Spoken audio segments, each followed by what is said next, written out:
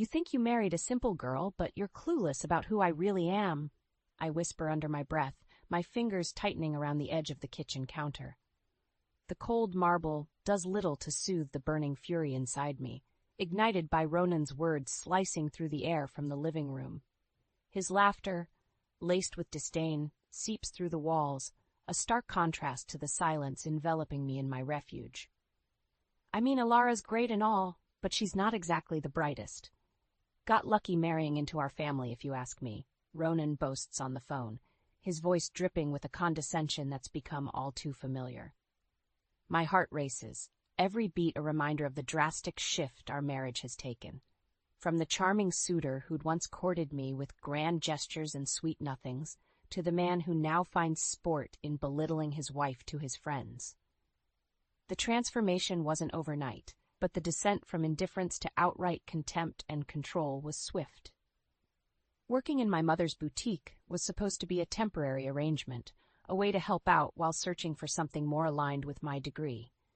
Yet here I stand, years later, still folding clothes and dodging my husband's barbs about my lack of ambition. If only you knew, I mutter to the empty room, a bitter laugh escaping my lips. Ronan's voice grows louder, pulling me from my thoughts. Honestly, thought her family had more money. You know, with the boutique and all. Turns out, not so much. The revelation stings, not because of the truth in his words. Our financial struggles are no secret to me, but because of the implication. He married me under false pretenses, his affections as fabricated as the persona he paraded during our courtship. The facade crumbles a little more each day, revealing the true extent of his expectations. A hefty dowry, and a wife who would bend to his every whim. But beneath the veneer of the compliant spouse, a storm brews, fueled by the discovery of his hidden debts and gambling habits. The weight of his duplicity presses down on me, a constant reminder of the life I've been ensnared in. A plan begins to form, vague and unrefined, but it's a start.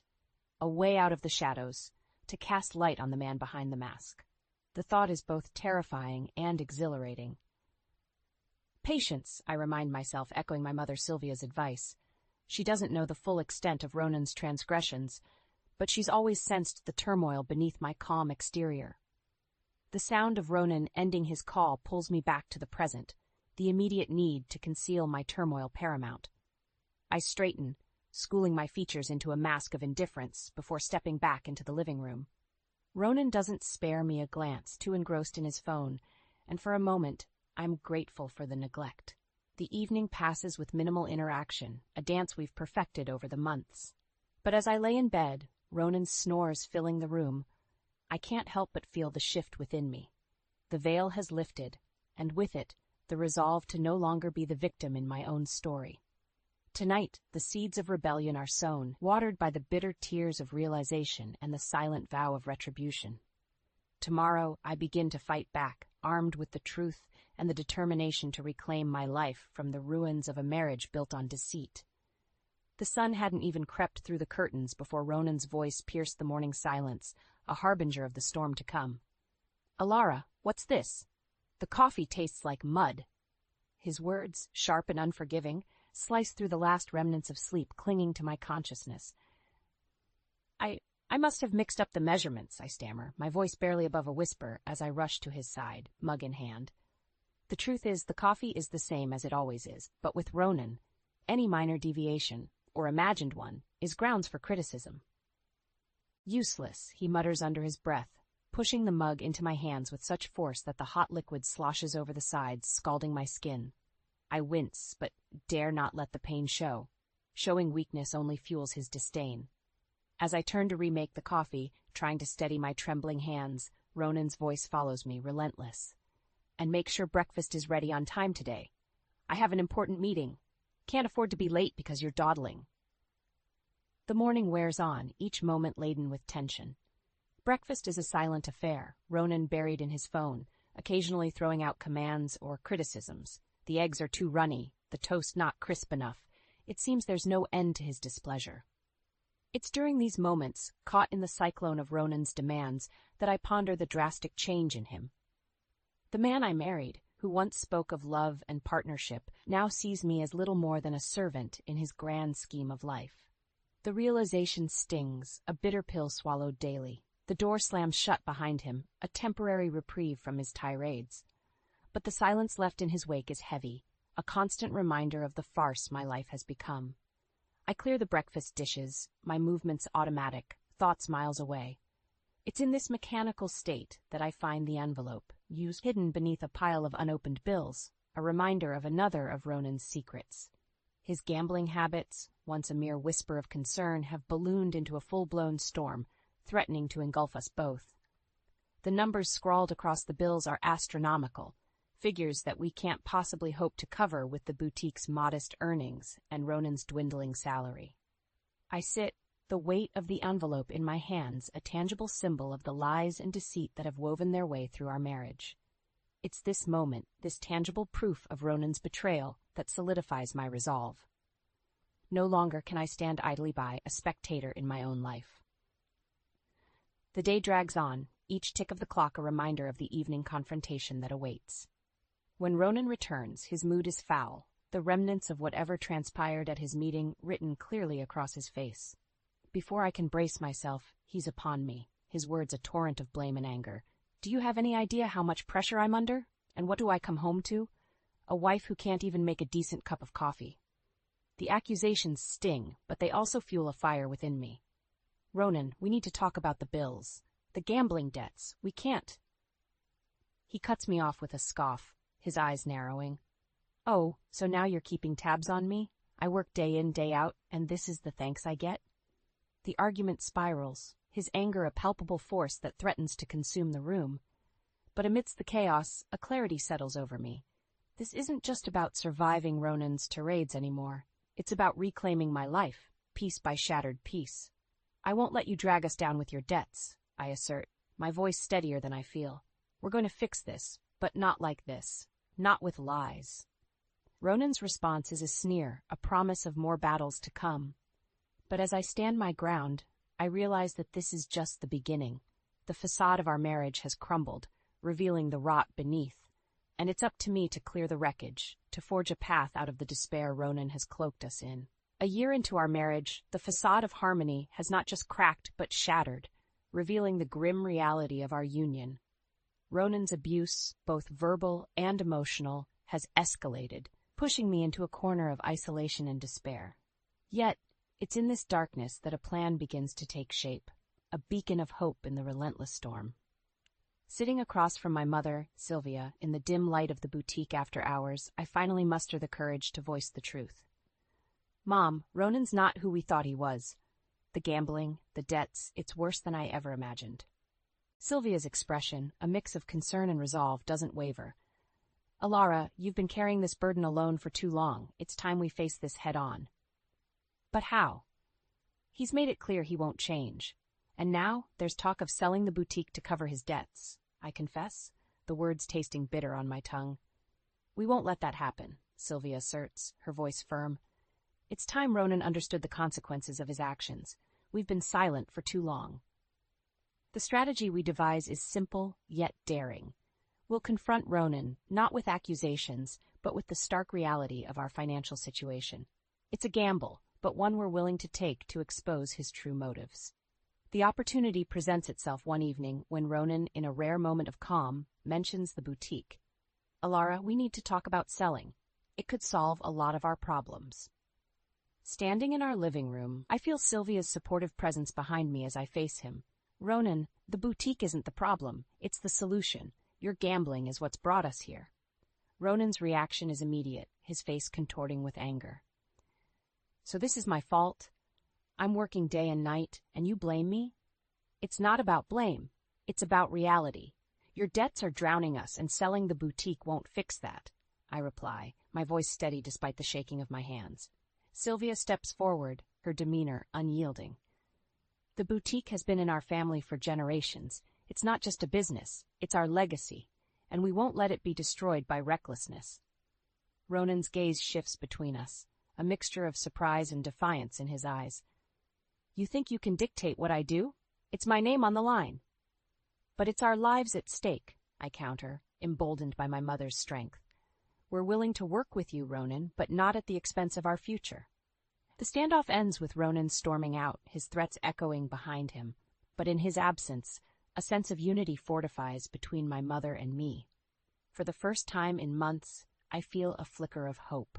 The following days are tense, with Ronan's mood swinging wildly. Yet there's a shift in the air, a sense that the tide may be turning. My resolve hardens with each passing moment, the plan to expose Ronan's true motives gaining clarity. One evening, as I sit alone in the boutique pondering the path ahead, a knock at the door jolts me from my thoughts. It's Jude, an old friend and confidant, whose unexpected visit brings a sense of normalcy to my chaotic world. "Alara, I've been worried about you. How are you holding up?" Jude's concern is genuine, a balm to the wounds inflicted by months of turmoil. It's complicated. Ronan's not the man I thought he was, I admit, the words flowing more freely than I anticipated. Jude listens intently, his expression a mix of anger and sympathy. "You don't have to go through this alone, Alara. If there's anything I can do..." It's in this moment, confiding in Jude, that the final piece of our plan crystallizes. Ronan's actions, once hidden behind closed doors, will soon be brought to light. With Jude's unexpected support, the journey toward justice and revenge seems less daunting. Together, we begin to lay the groundwork for Ronan's public exposure, a step toward reclaiming my life from the ruins of a marriage built on deceit and manipulation. The flu hit me like a freight train, leaving me bedridden and weak. In any other household, sickness might elicit a modicum of sympathy or care. But in mine, it's seen as nothing more than an inconvenience, a failure to fulfill my duties as Ronan's wife. "Alara, this place is a mess," Ronan barks, his voice booming through the small, cluttered apartment that's felt more like a prison than a home these past months. "And what's this? You're still in bed?" It's nearly noon. Struggling to sit up, I clutch the blanket tighter around my shivering body. "I'm really not well, Ronan. I can barely stand," I manage to say, my voice weak and hoarse. Ronan's glare is icy as he surveys the room, his disgust palpable. "Sick? Or just lazy? You know, I can't rely on you for anything." His words cut deeper than the sharp pains racking my body. It's in this moment of vulnerability, faced with his unrelenting cruelty, that the resolve within me hardens further.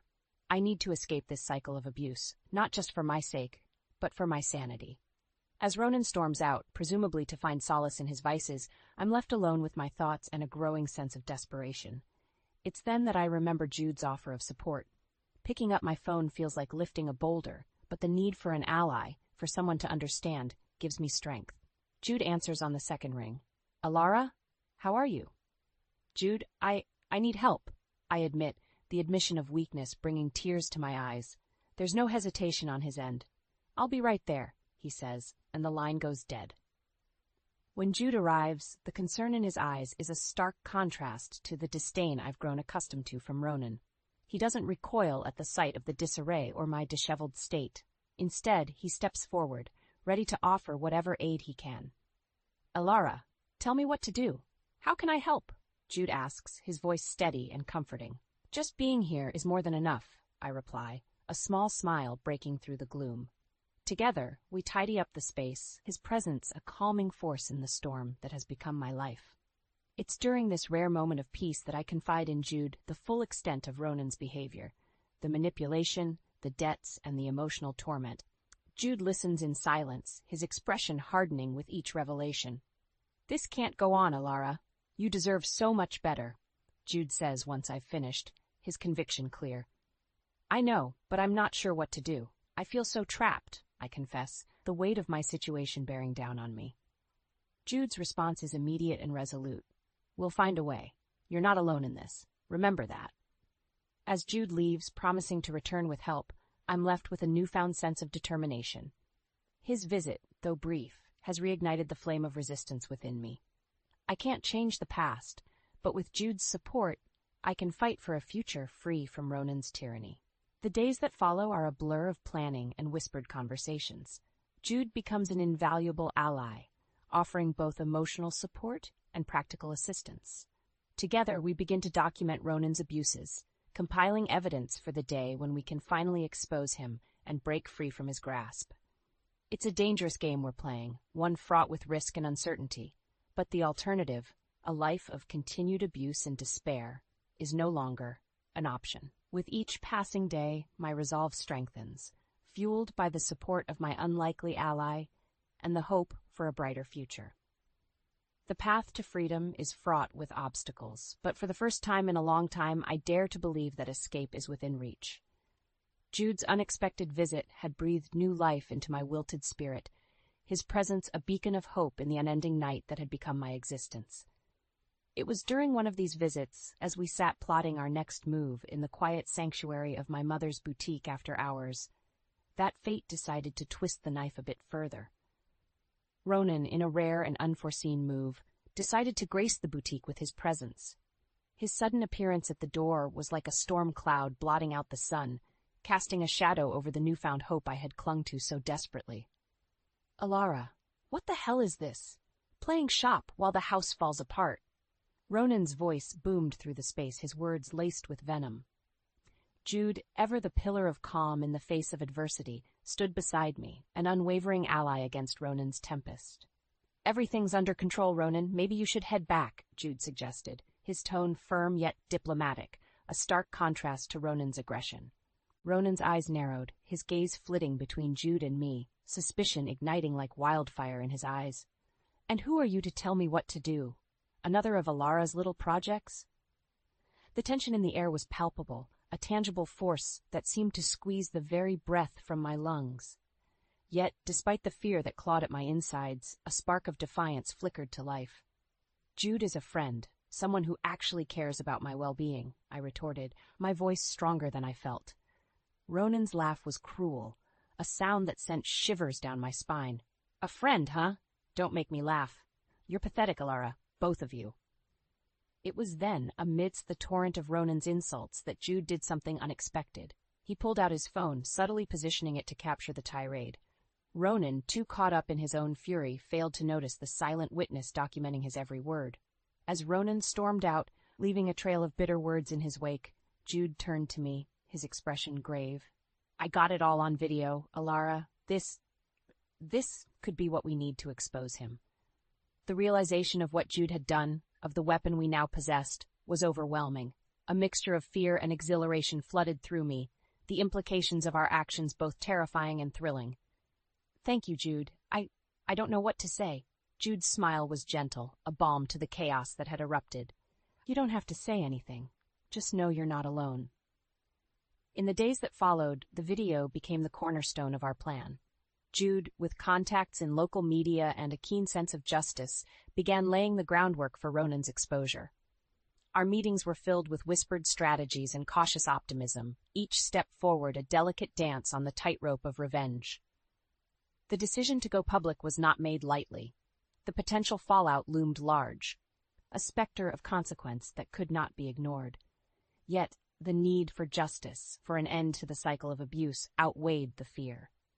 "It's time, Alara. Are you ready?" Jude asked one evening, his finger hovering over the send button that would catapult our carefully guarded secret into the unforgiving light of public scrutiny.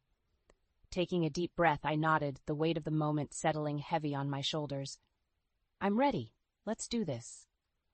With a single click, Jude set the wheels of retribution in motion. The video, a damning testament to Ronan's true nature, was sent spiraling into the digital ether, a harbinger of the storm to come. As we waited for the inevitable backlash, a sense of peace settled over me. For the first time in what felt like an eternity, I dared to hope for a future free from the shadows of Ronan's tyranny. The battle was far from over, but with Jude by my side, I felt invincible. Together, we had ignited the flame of justice, and now there was no turning back. The morning after sending the video felt like the calm before the storm. The silence was almost deafening, a stark contrast to the chaos I knew was brewing on the horizon. Jude and I met at the boutique, our unofficial war room, waiting for the inevitable explosion that would come once Ronan discovered his sins laid bare for all to see. It wasn't long before the first signs of the tempest appeared. My phone buzzed relentlessly, notifications flooding in as the video spread like wildfire across social media platforms. The local news had picked up the story, amplifying it further, the headline screaming betrayal and deceit. Alara Morris exposes husband's abuse and deceit. It read, a simple yet powerful declaration of my stand against Ronan. As the world watched, Ronan's carefully constructed facade crumbled. Friends, colleagues, and even strangers voiced their support for me, their words a balm to the wounds inflicted over the years. But with the support came backlash, Ronan's defenders crawling from the woodwork, their words sharp and unforgiving. I was preparing for another day at the boutique when Ronan stormed in, his face a mask of rage and humiliation. "You've ruined me, Alara," he spat, his voice trembling with fury. "How dare you air our dirty laundry for the world to see?" Standing my ground, I met his gaze, the fear that once would have crippled me, now replaced by a steadfast resolve. "No, Ronan, you did this to yourself. I'm just shedding light on the truth." The confrontation was intense, Ronan's anger clashing with my newfound strength. Jude was there, a silent sentinel, ready to intervene if necessary. But it was clear Ronan's power over me had diminished, his threats empty in the face of my determination. "You'll pay for this," Ronan hissed, a final desperate attempt to regain control. But his words no longer held sway over me. "I already have, Ronan. Now it's your turn." The fallout from the video was swift and merciless. Ronan's professional life unraveled as his employer, faced with public pressure, terminated his position. His social circle, once a fortress of support, crumbled as friends and acquaintances distanced themselves, unwilling to be associated with a man exposed as an abuser and manipulator. With each passing day, the reality of his situation seemed to weigh heavier on Ronan, his once confident demeanor replaced by a sullen, defeated air. The tables had turned, and the predator found himself the prey, isolated and ostracized by the very community he had once dominated. For me, the days became a blur of interviews and meetings, my story a rallying cry for those who had suffered in silence. The support was overwhelming, a testament to the power of truth and the resilience of the human spirit. As Ronan's world collapsed around him, a sense of vindication filled me. It wasn't joy. There was no joy in the pain and suffering that had led to this moment, but a deep, profound sense of justice. For too long, I had lived in the shadows of Ronan's tyranny, but no more. The battle was far from over. Legal proceedings loomed on the horizon, a daunting path fraught with its own challenges. But as I stood in the boutique, now a beacon of hope and defiance, I knew I was ready to face whatever came next. With Jude by my side and a community of supporters behind me, I stepped into the light, a survivor no longer defined by the abuse I had endured, but by the strength I had found in my fight for justice. Ronan's downfall was not the end of my story, but the beginning of a new chapter, one written on my terms, in my voice. The repercussions of Ronan's exposure reverberated far beyond the initial shockwave, eroding the very foundation of his existence. His professional downfall was swift, a stark reminder of the consequences of his actions. But it was the personal fallout that truly marked the beginning of his undoing. Ronan, once a fixture in social circles, now found himself ostracized, a pariah in the community he had dominated. The isolation was a bitter pill to swallow, each day a reminder of the empire of lies he had built and lost. I watched from a distance, my resolve unshaken, as Ronan grappled with his new reality. The boutique became my sanctuary, a place of strength and solidarity. Jude was a constant presence, his support unwavering as we navigated the aftermath together. It was during one of our strategy sessions that Ronan made his last desperate attempt to regain control. He barged into the boutique, his eyes wild with desperation. "Alara, you have to stop this. You're destroying everything." His plea was met with cold indifference. "You did this to yourself, Ronan. I'm just seeking justice." Ronan's gaze flickered between Jude and me, searching for any sign of weakness. But there was none to be found. "You'll regret this," he muttered, a hollow threat that no longer held any power. The legal proceedings were grueling, a drawn-out battle that tested my limits. But with each passing day, I grew stronger, more confident in my pursuit of justice. Ronan's attempts to undermine me fell on deaf ears, his credibility shattered by his own actions. As the divorce settlement was finalized, I couldn't help but feel a sense of relief wash over me. The court awarded me a substantial portion of Ronan's assets, a small compensation for the years of deceit and abuse. But it was more than just financial security. It was a symbol of my victory over Ronan, a tangible proof of my newfound independence. "You're free now, Alara," Jude said, his voice filled with pride. The words resonated deep within me, a beacon of hope in the aftermath of the storm. "I know. It's finally over. In the months that followed, Ronan's life continued to unravel. His attempts to rebuild his reputation were futile, the stain of his actions indelible. The man who had once held so much power was now a shadow of his former self, struggling to navigate a world that had turned its back on him. For me, the end of my marriage to Ronan marked the beginning of a new chapter. The boutique thrived, a testament to my resilience and determination. And with each passing day, I found strength in my independence, my spirit no longer weighed down by the chains of the past. As I stood in the boutique, surrounded by friends and supporters, I couldn't help but reflect on the journey that had brought me here.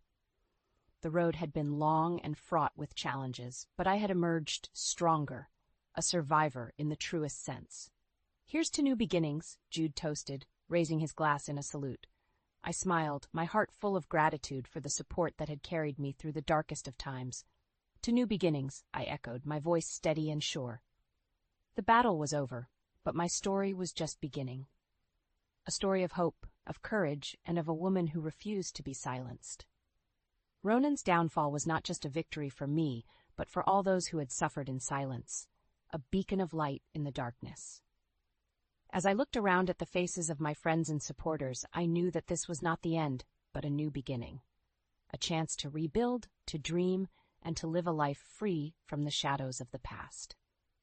In the aftermath of Ronan's downfall, life began to take on a new rhythm, one marked by peace rather than turmoil. The boutique, once a silent witness to my suffering, became a vibrant hub of creativity and empowerment.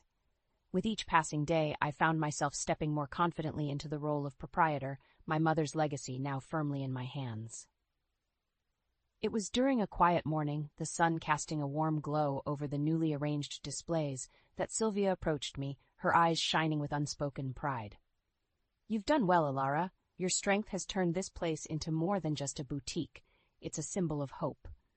Her words, simple yet profound, filled me with a sense of accomplishment. "Thanks, Mom. It feels good to be free to make a difference." The boutique had become more than just a business. It was a community. Women from all walks of life came not just to shop, but to share their stories, finding solace and strength in the solidarity we offered. And as my story became known, the boutique's mission evolved, transforming into a beacon for those seeking to reclaim their lives from the shadows of abuse. One afternoon, as I was rearranging a window display, a familiar face appeared on the other side of the glass. Jude, his supportive presence a constant throughout my journey, stepped inside, a smile playing on his lips. "Looks like you've turned this place into something truly special, Alara," he commented, his gaze sweeping over the vibrant interior. I smiled, acknowledging the truth in his words. "It's become more than I ever imagined, and it's all thanks to the support of friends like you." Jude's smile widened. "I wouldn't have missed it for the world. You've turned your pain into something powerful, Alara. You should be proud." Our conversation was interrupted by the arrival of a customer, a young woman whose eyes held a familiar flicker of resolve. As Jude excused himself, I turned my attention to her, ready to offer the same support that had once been extended to me. The boutique was not just a place of business. It had become a sanctuary, a place where stories of pain and resilience were woven into the very fabric of its existence. And as I shared my journey, I found strength in the shared experiences, a collective healing that transcended the personal. In the months that followed, my advocacy work grew, the boutique serving as a launching pad for initiatives aimed at supporting survivors of domestic abuse. Seminars, workshops, and support groups filled our calendar, each event a step towards breaking the silence that had once kept me prisoner. As I closed the boutique one evening, the last rays of sunlight casting a soft glow over the empty space, I allowed myself a moment of reflection. The journey had been long, filled with moments of despair and triumph, but as I stood there, surrounded by the tangible evidence of my resilience, I felt a deep, abiding sense of peace. Ronan's shadow no longer loomed over my life. Instead, I had emerged from the darkness, my spirit unbroken, my resolve unwavering. The boutique, once a reminder of my pain, was now a testament to my strength, a symbol of hope for those walking the path I had once trod. As I locked the door and stepped out into the evening, the cool air brushing against my skin, I felt a profound sense of closure. The battle was over, and I had emerged victorious, not just over Ronan, but over the fear and doubt that had once held me captive. Walking away from the boutique, I looked up at the stars, their light a reminder of the endless possibilities that lay ahead. The future was mine to shape, a blank canvas awaiting the touch of my hand. And as I took those first steps into the unknown, I knew that whatever challenges lay ahead, I would face them with the same courage and determination that had led me to this moment of rebirth. The end of my marriage to Ronan was not just an ending. It was the beginning of a new chapter, one filled with hope, healing, and the promise of a brighter tomorrow. Really, Lila, still playing the martyr? Or just waiting to cash in on sympathy? Derek's mocking tone cut through the bustle of the crowded cafe, turning heads at nearby tables. I took a slow, steadying breath, willing my hands not to tremble as I set down my coffee cup. After walking out 5 years ago, leaving me struggling alone with 2 teenagers, Derek waltzed back into my life as though no time had passed. Seeing him smiling smugly, I wanted to scream, to throw my scalding coffee in his face. Instead, I met his gaze and gave a thin smile. Still as charming as ever, I see.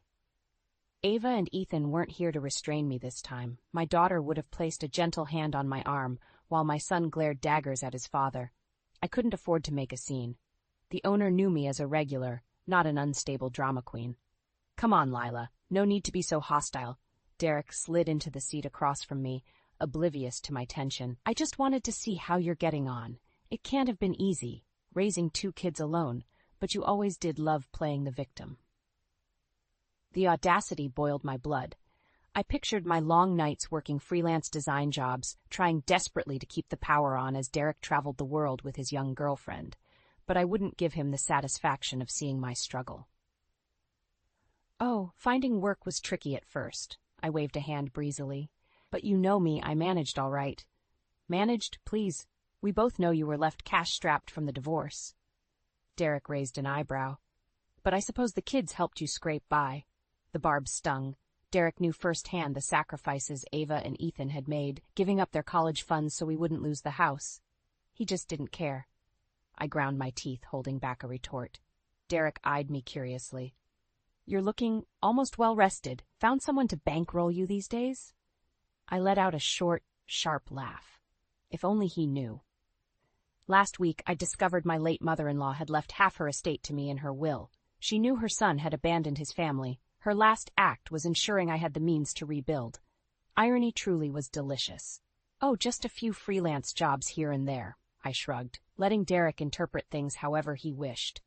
His eyes narrowed, clearly unhappy with my vague response. I felt a spark of satisfaction. After everything he'd put me through, keeping him guessing was the least I could do.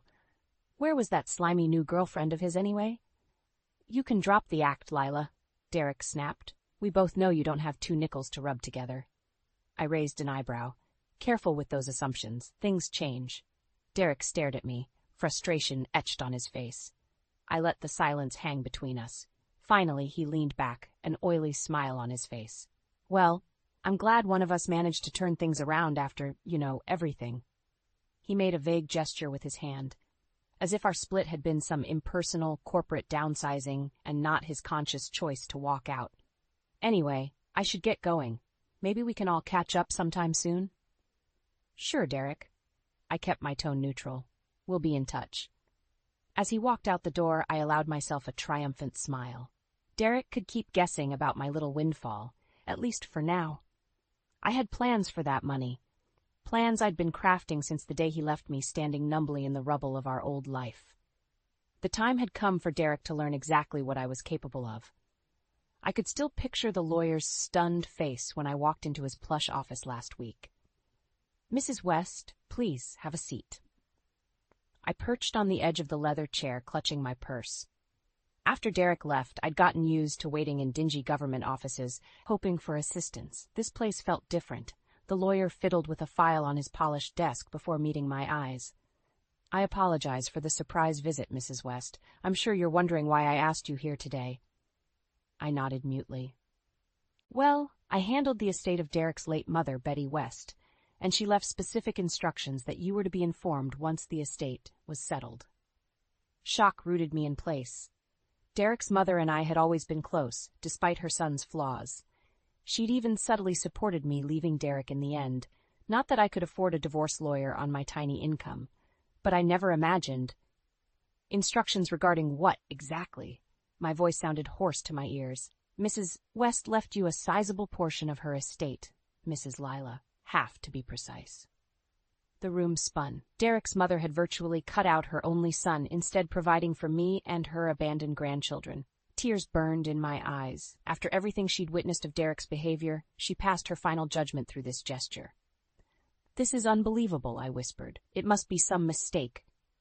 "No mistake," the lawyer assured me. He slid a paper across the slick desk. As I scanned the legal document, disbelief gave way to a fiery satisfaction. With these funds, I could provide my children the stable home Derek had yanked away. More importantly, Betty had unknowingly armed me with the means to finally teach my selfish ex a lesson. I raised my eyes to the lawyer's expectant face. "Please convey my deepest thanks to Mrs. West. I don't know how to repay this gesture." He nodded. "Your resilience and strength of character is repayment enough, Mrs. West. Betty always said you held the family together." I managed a shaky smile, the beginnings of a plan already churning in my mind.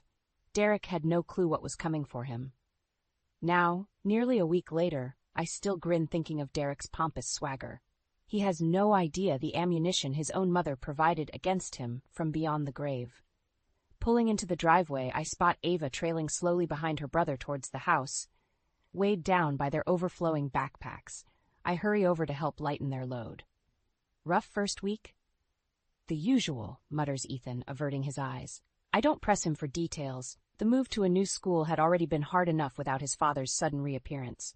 Ava offers me a wan smile. "I'm all right, Mom. Class is going fine so far." My brave, empathetic girl. I pull her into a quick hug before urging them towards the house. No need to delay sharing my news. Their stunned faces and exclamations of disbelief draw the first carefree laughter from me in ages. Soon, I vow silently, soon we'll give your father exactly what he deserves. "Mom, is all this really necessary?" Ethan's brows knit together as I lay out brochures on the dining table. "Completely necessary," I confirm, lining them up neatly. "You both deserve a chance to pursue your dreams. Now we can actually afford that chance."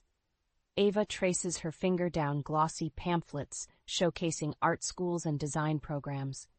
A faraway look crosses her face, one I recognize from the early days with her father, before practicalities like cost came crushing in.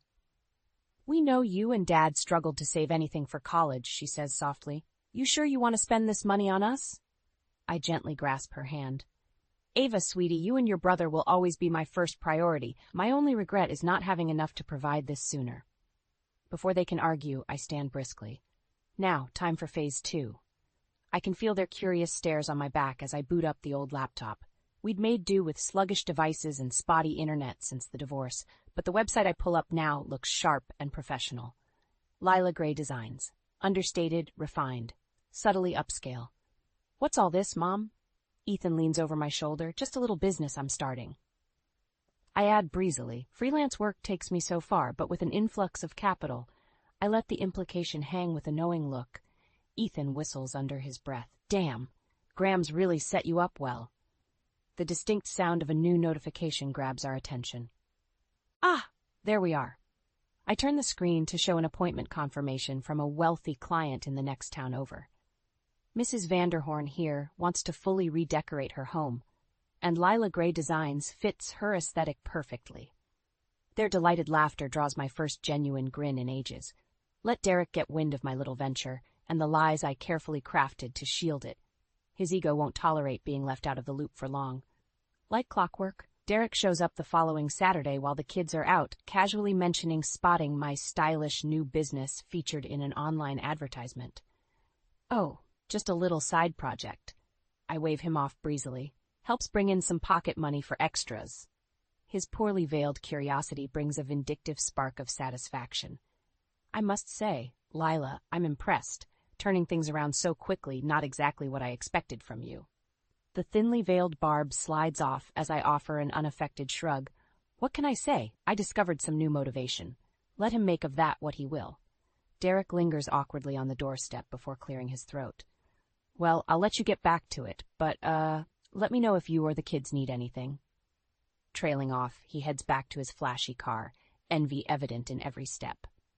I gently close the door, triumph surging in my chest. My solicitous ex would likely be turning up more frequently now, trying to ascertain exactly where my new income stems from. Little does he know the means of his downfall have already been set in motion. Soon, my well-crafted trap will snap shut around him, and Derek will finally understand exactly what I'm capable of when backed into a corner. The playing field between us is about to be leveled permanently. I knew it was only a matter of time before Derek showed up again. Still, hearing the unexpected knock at my front door makes my pulse spike with anger. I wipe damp hands on a dish towel before striding over. Derek's smiling face fills the doorway, his gaze already wandering past me to scope out any changes. "Lila, good to see you again." His too bright tone sets my teeth on edge. "Just thought I'd check in, see how you and the kids are settling into your new routine." I block his view with my body. "Oh, we're all doing great, staying busy, you know." "Yeah, I'll bet." Derek attempts to peer over my shoulder. "This house looks more polished than I remember. Business must be booming these days." I fold my arms across my chest. "Did you want something, Derek?" His smile slips slightly at my cool tone. Good. The less at home he feels here, the better. "Come on, Lila, no need to be rude. I know the divorce was hard, but we were married a long time." He adopts a reasonable tone. "Don't you think it's in the kids' best interest if we get along?" The audacity sends hot rage spiraling through me. This pompous jerk didn't give a damn about his children's well-being when he abandoned us. Now he wants to play caring father to worm his way back into our lives? Over my dead body. I inhale slowly. "I'm sure the kids appreciate your concern, but we've adjusted well. Anything else?" Derek shoves his hands in his pockets, glancing longingly past me. "You, never mentioned where this extra income came from. New boyfriend I should know about?" There it is. I suppress a sharp smile. "You forfeited the right to details about my personal life years ago. My business is just that, mine." Frustration flashes across Derek's face at my evasion. Too bad, he'll have to work a lot harder if he wants back inside, and I intend to slam the door on him when he least expects it. "Right, well, I'm happy things are going well for you all." The forced smile is back. "Will I see you and the kids at my mother's memorial service next month? We should all catch up properly there." I nod briskly. Oh yes, we'll be catching up, and airing every miserable secret Derek hoped to keep buried. My mind is already churning with ideas when I firmly shut the door on his retreating back. The time has nearly come to pull the trigger on my plan. After years of anguish, Derek will finally face the karmic retribution he deserves.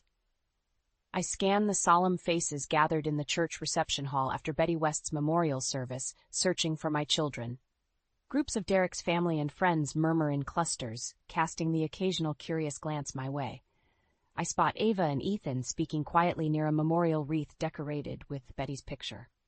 As I approach, Ethan shoots a glare across the room. I follow his gaze to find Derek holding court with his brothers, accepting condolences with a somber expression. Rage simmers in my gut at his callous performance. Derek couldn't be bothered to visit his ailing mother more than once or twice a year. But now he milks the grieving son routine for all it's worth. I plan to let Derek slowly self-destruct, his boundless ego never realizing my orchestrations. But this farce is the last straw. Squaring my shoulders, I cross the room to confront the ring of West brothers. Their conversation cuts off abruptly at my presence. "Lila." Derek breaks the sudden silence with a cordial nod.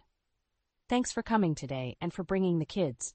I ignore his empty pleasantries, fixing him with an icy stare. "I think your brothers should hear exactly why their mother revised her final wishes. Don't you, Derek?"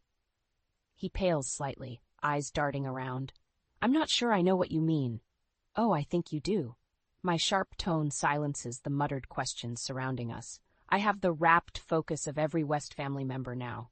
Perfect. "You see, Betty left a sizable portion of her estate directly to me, not her only son." I keep my gaze locked on Derek's rapidly reddening face. "She knew exactly the kind of man you turned out to be, how you abandoned your family without a second thought or a cent of support." I relentlessly continue over murmured exclamations from his relatives. You couldn't be bothered to lift a finger when emergency bills piled up or college funds disappeared overnight. You left two teenagers fatherless without once looking back. Years of pain and rage keep my tone lethal and steady. Your mother saw it all happen under her own roof. Her final act was ensuring your children were provided for without their father's help. My words land like physical blows. Derek's mouth hangs stupidly as he grasps for a response. For over 5 years I dreamed of finally wiping that entitled look off his face.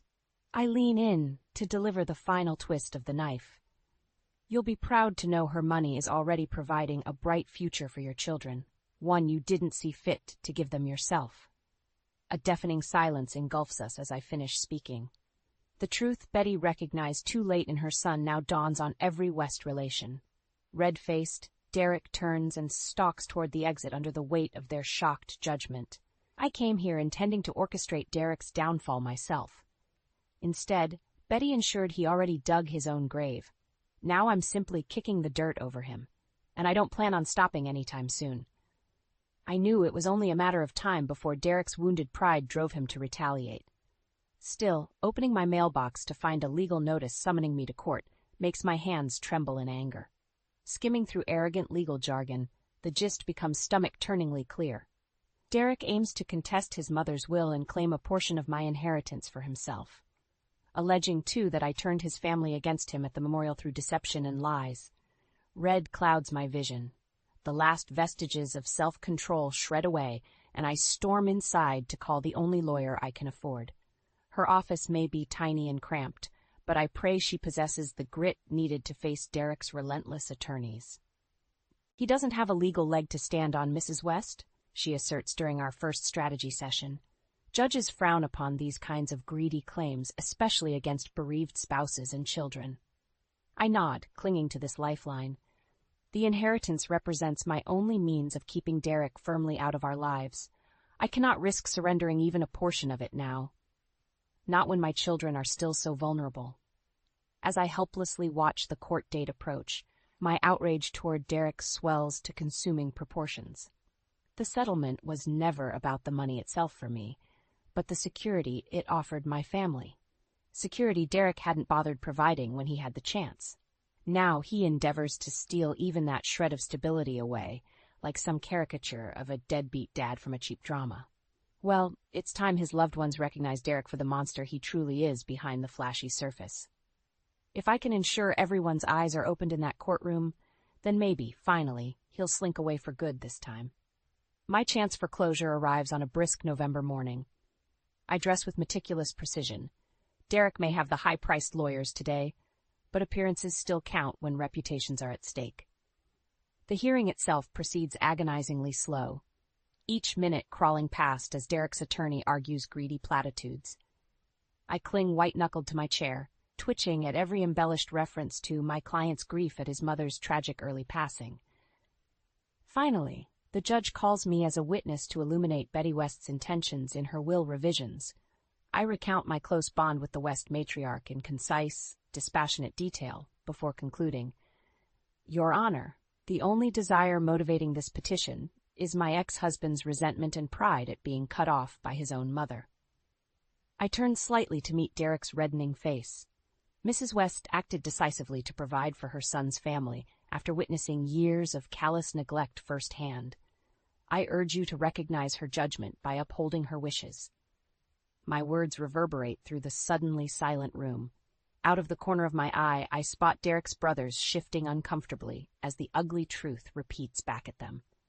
Let Derek try worming into their good graces again after today. When the gavel finally drops, dismissing his claim, the sound echoes with sweet finality.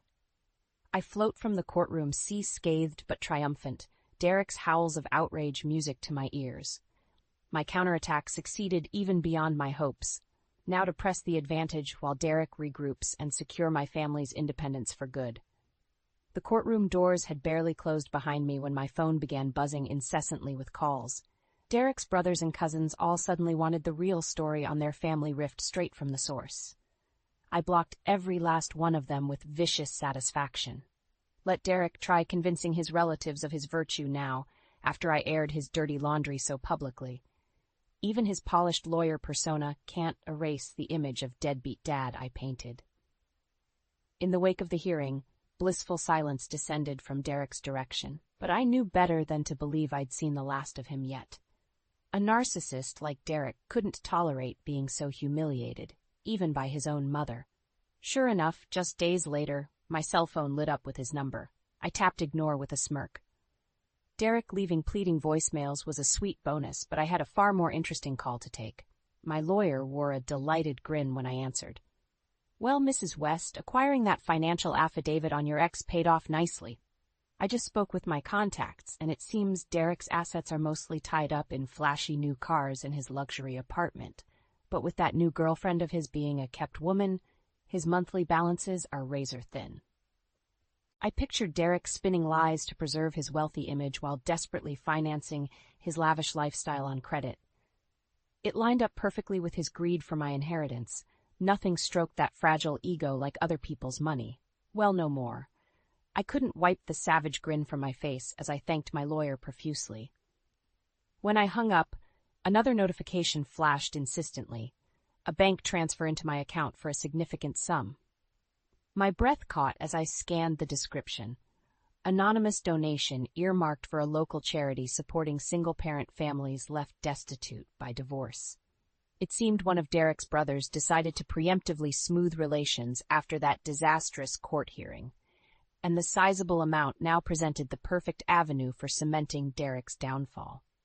I arrived early on donation day, ensuring I snagged a position right up front as the news cameras started rolling. As the charity representatives stepped up to the microphone for brief remarks, I tuned out their speech, fixing my gaze on the text flying between local reporters in front of me. News really did travel fast in our small town. Right on cue, the director wrapped up her comments by accepting an anonymous $50,000 donation in honor of Derek West's inspiring philanthropy. I relished the comical double-take from the reporters as camera shutters started clicking wildly. Derek's name was about to grace every small-town newspaper and website, indelibly tied to abandoning needy families. I maintained a humble, emotional expression as congratulations poured in, emphasizing my selfless desire to support other struggling single parents. But internally, I was crowing at the comprehensive obliteration of Derek's social standing I just engineered. Let's see how that leggy new girlfriend of his handles becoming involved with such a notorious deadbeat dad. Or how many of Derek's old country club peers will still return his calls once this all circulates. Checkmate. No doubt Derek will keep fighting to save his precious image. But the beauty of social media information is it can never be entirely erased. Every past business connection will have this scandal lurking in the back of their minds now, thanks to me. Karmic retribution indeed, and I'm just getting started. In the weeks following the charity stunt, I waited with bated breath for Derek's reaction, anticipating rage. But as days slipped past with no expensive cars roaring up or shrill calls harassment, an unsettling question took root. Could Derek finally be giving up? The lack of retaliation was somehow anticlimactic after years envisioning this downfall. I knew I secured total social and family exile for Derek. His girlfriend likely dumped him after that mortifying deadbeat daddy designation went public. By all measures, I triumphed. So why this lingering restlessness in my gut? No doubt Derek was off unsuccessfully pleading his case to old money connections who now avoided his calls. Time to refocus on what truly matters, my children, finally thriving free of their father's toxicity. As I review acceptances rolling in daily from prestigious art and journalism programs, I allow myself a small satisfied smile. Betty would be so proud seeing these opportunities her sacrifice created for her grandkids, and I vow to cherish our newfound security and leave thoughts of Derek's future troubles behind me. Until late one Friday afternoon when an unexpected visitor showed up looking properly chastised. I opened the front door to find Derek shifting awkwardly on the step, unable to meet my gaze. Up close, the changes in him stood out. Rumpled clothes, slumped shoulders, hair peppered with more gray than I remembered, he looked like a disgraced CEO after a messy board ouster. I folded my arms, waiting. After a long pause, Derek cleared his throat, eyes on his shoes. guess I deserve the cold welcome. You have every right to slam the door in my face. He finally raised his head, remorse creasing his face. What I did, the court case, the threats, all of it. I don't have any defense. Just wanted to tell you I'm sorry, Lila. Truly sorry. Now it was my turn to avoid eye contact as I processed the sincerity in Derek's broken tone. A year ago, I would have given anything to wring this apology from my smug ex-husband. Hearing it now just drudged up the whisper of doubt. Had I gone overboard orchestrating such utter destruction? I shook off that thought with effort. I appreciate you saying that, Derek, but words don't erase the years of pain. My voice remained gentle but firm. I've worked hard to build a stable life here. Derek closed his eyes as though steeling himself before responding quietly. You have every right to hate me. I won't bother you again once I sign the divorce papers. My head jerked up as he shoved a document through the door. There on the top line, Derek signed away his legal right to meager spousal support, should my design business someday take off. I stared searchingly at this version of Derek I never knew, a defeated, regretful man ready to let go of his spite and pride. I wordlessly stepped back, allowing Derek space to shuffle inside and close the door. Maybe there was a shred of hope for civility between us yet. This story is titled, Fiancé Took a Break, Vanished for Weeks. Met her ex, now wants to resume our wedding plans. I'm ready to walk away. Hey everyone, before we jump into today's video, I need your help. We've noticed the channel is losing some traction, and subscribing is one of the best ways you can support us. It's quick, free, and it helps us keep bringing you awesome content. Your support means the world. Let's keep this channel growing together. Thanks so much. Now let's start the video.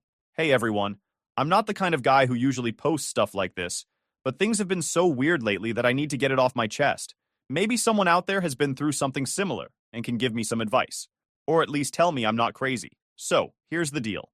My fiancé, Lily, 27 female, and I, 29 male, have been together for 3 years. She's smart, funny, and has this way of making you feel like you're the only person in the room. I proposed last year, and we started planning a summer wedding. Everything was going great.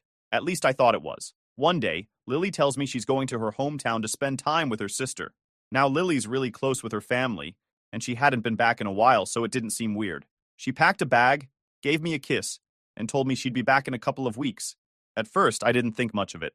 We still texted here and there, and she called me the first night to let me know she got there safely. The next day, though, things started to feel off. She called me in the afternoon. She was like, "Hey, I need to talk to you about something." I went, "Sure, what's up?"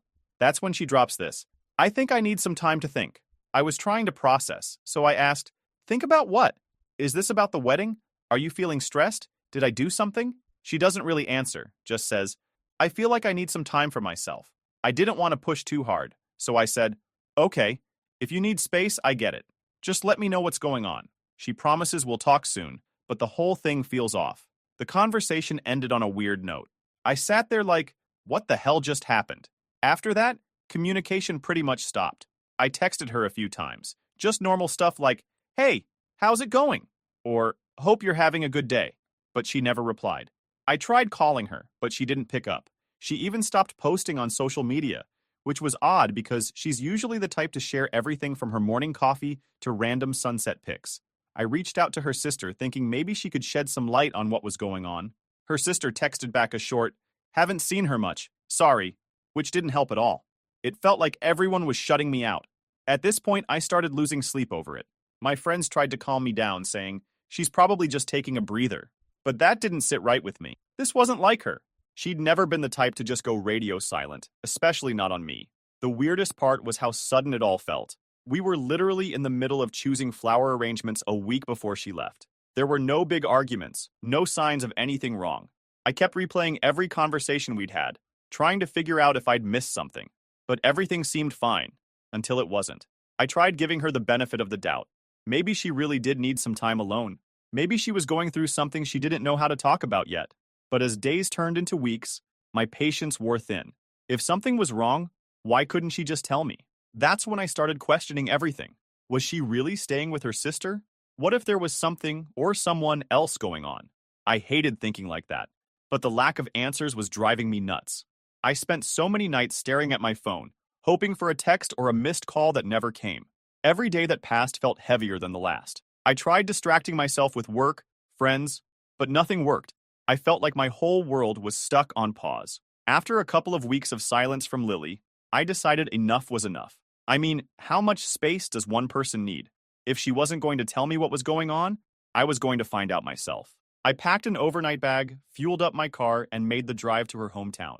It wasn't a quick trip, but I had plenty of time to mentally prepare for whatever awkward or uncomfortable conversation was waiting for me. I kept telling myself, maybe she's just stressed.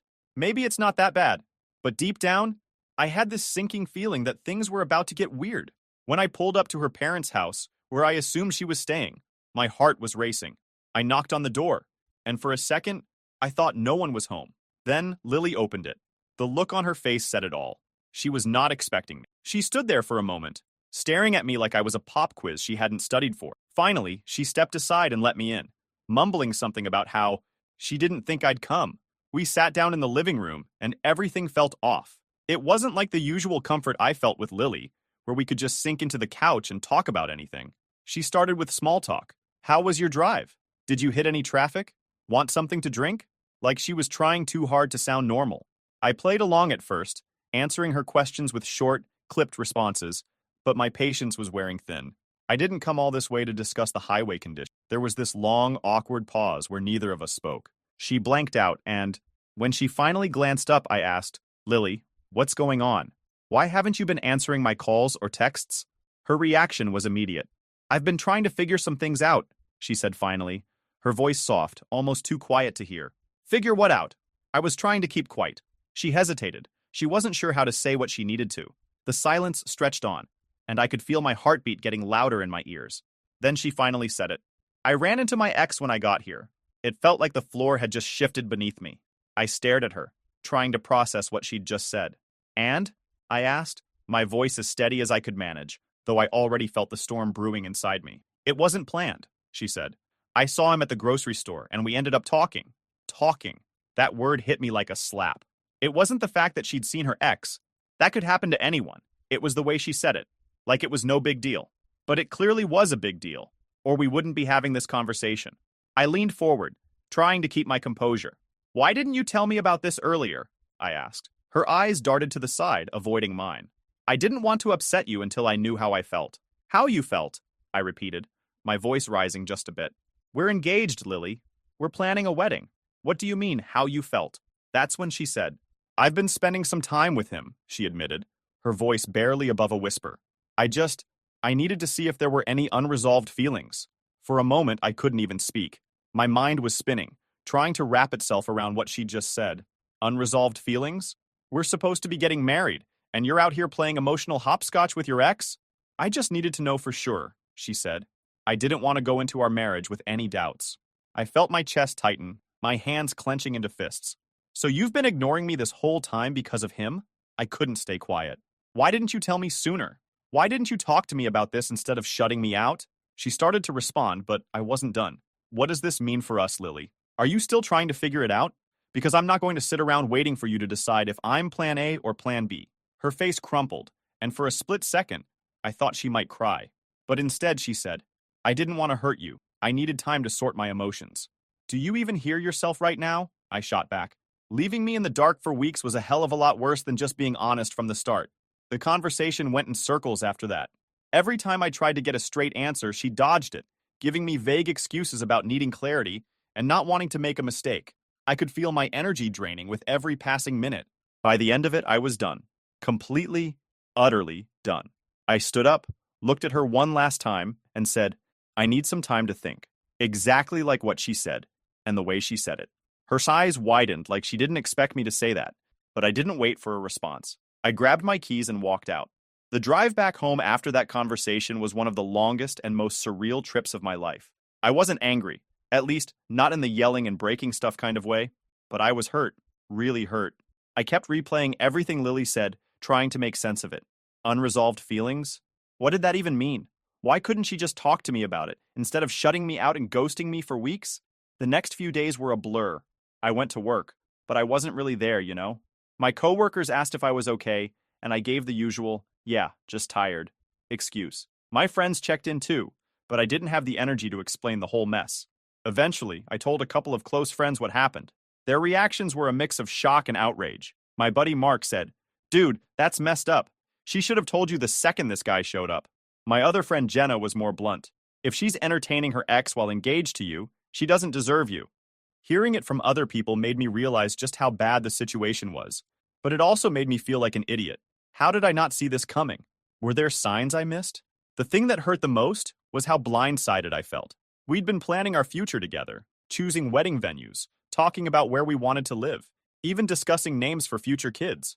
And now all of that felt like a lie. I started going through our text messages, looking for anything that might explain her behavior. Nothing stood out. Our conversations had been normal, happy even, right up until she left for her hometown.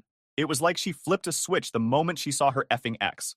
One night, I decided to message her sister. I wasn't trying to drag her into the middle of things, but I needed some clarity. Her response was short and vague. "I think Lily's just going through some stuff. She'll figure it out." Figure it out? What was there to figure out? We were supposed to be a team, and now I was completely in the dark. A week later, I got a text from Lily. It wasn't an apology or an explanation, just a casual, "Hey, how are you?" Like everything was fine. I didn't respond. I couldn't. What was I supposed to say? "Oh, hey, I'm great. Thanks for ignoring me while you hung out with your ex." The silence between us grew louder. Every day that passed, I felt more distant from her, more certain that whatever we had was crumbling. I started questioning if I even wanted to salvage it. Could I forgive her? Could I trust her again? At the same time, I felt stuck. We'd built a life together, or at least we were supposed to. Breaking up wasn't just about ending a relationship. It meant unraveling everything we'd planned and starting over from scratch. The thought of that was terrifying, but the alternative was pretending everything was okay when it clearly wasn't, and that wasn't an option. I started thinking about what I wanted, what I deserved. I realized I couldn't stay with someone who didn't respect me enough to be honest. I couldn't marry someone who thought it was okay to put me on hold while they figured out their feelings for someone else. By the end of that week, I made up my mind. If Lily wanted to work things out, she'd have to do a hell of a lot more than send me a half-assed text. And even then, I wasn't sure I'd be able to look at her the same way again. I didn't reach out to her, and she didn't follow up after that text. The silence felt like an unspoken agreement that we were done. And honestly, as much as it hurt, it also felt like a relief. So I was starting to get used to the silence. It wasn't fun, but at least it gave me some time to think. I'd made peace with the fact that Lily wasn't coming back, and honestly, I was slowly moving on. I wasn't rushing into anything or trying to distract myself. I was just trying to rebuild some sense of normalcy. Then, like clockwork, she came back. It was a Saturday afternoon. I was halfway through rewatching a series I didn't even like that much, just something to keep my mind busy. There was a knock at the door, and I figured it was a delivery or maybe Mark coming over to drag me out of the house. But nope, it was Lily. She was standing there like nothing had happened, smiling like she was bringing cookies to a neighbor. "Hey," she said casually, like she hadn't ghosted me for weeks. I just stood there, trying to figure out if I was hallucinating. Hey," I finally said, stepping aside so she could come in. She walked in like she owned the place, commenting on how clean everything was. She sat down on the couch, patted the cushion next to her, and said, "We need to talk." I was bracing for some kind of heartfelt apology, an explanation, something. But instead, she started talking about our wedding plans. "Our venue is still holding our date," she said, like we'd been in constant communication this whole time. "And I was thinking we should go with lavender for the table settings. It's timeless, don't you think?" I couldn't believe what I was hearing. I cut her off mid-sentence and said, "Lily, what are you doing here?" She blinked, confused, like I'd just asked her why the sky was blue.